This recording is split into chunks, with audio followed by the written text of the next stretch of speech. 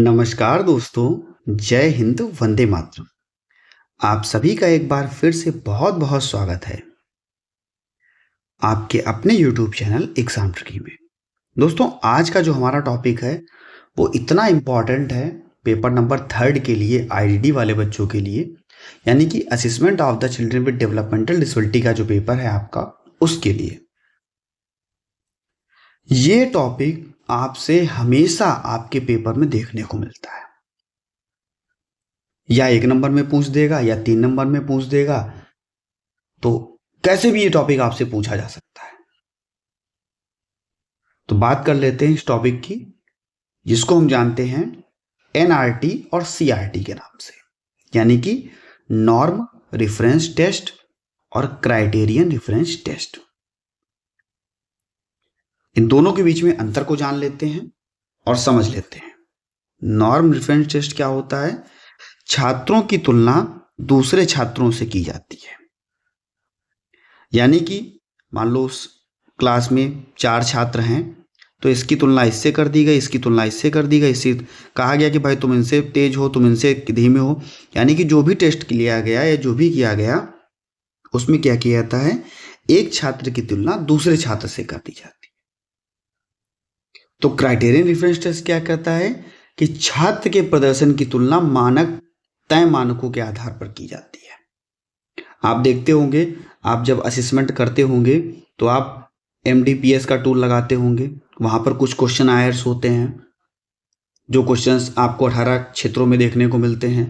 आप मान लीजिए अगर कह सकते हैं कि अगर ऑटिज्म बच्चा है तो आप ईसा का उपयोग करते होंगे, ISAA का उपयोग करते होंगे, या फिर आप MCHAT का उपयोग करते होंगे।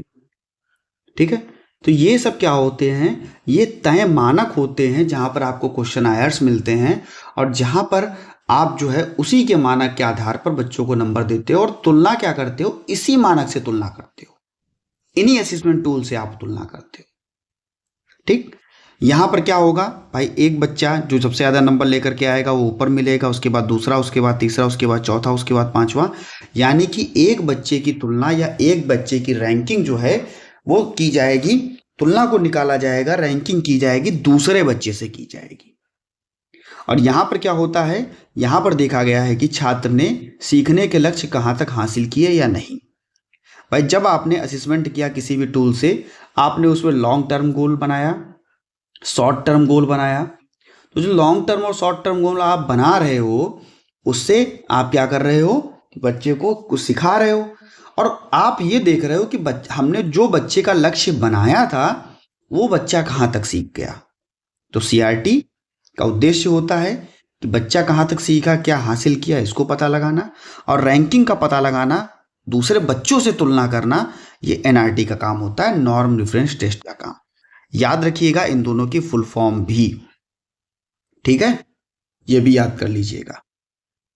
ये आपके नॉर्म ग्रुप पर आधारित होता है और ये आपके क्राइटेरिया पर आधारित होता है, निर्धारित मापदंड पर आधारित होता है। यहां पर बच्चे की रैंकिंग, बच्चे का IQ स्कोर, परसेंटाइल, ये सब निकाला जाता है। और यहां पर जो है पास फेल, भाई बच्चे ने सीख लिया तो पास हो गया, नहीं तो भैया फेल हो गया। क्या लेवल है उसका, वो निकाला जाता है। यहां पर आप IQ टेस्ट कर सकते हैं, एप्टीट्यूड टेस्ट कर सकते हैं। यहां पर आप क्या कर सकते हैं, कोई उपलब्धि परीक्षण कर सकते हैं, कौशल परीक्षण कर सकते हैं, स्किल का टेस्ट ले सकते हैं, कोई यूनिट का टेस्ट ले सकते हैं कि आपने जो सिखाया बच्चे को, वो बच्चे ने कैसे सीखा। केवल वही बच्चा, जिस बच्चे को आपने सिखाया, आपने 10 बच्चों को सिखाया तो आप अलग अलग देखोगे कि 10 बच्चों ने कैसा सीखा, ना कि सबकी तुलना कर दोगे। ऐसा नहीं करना है, ठीक है।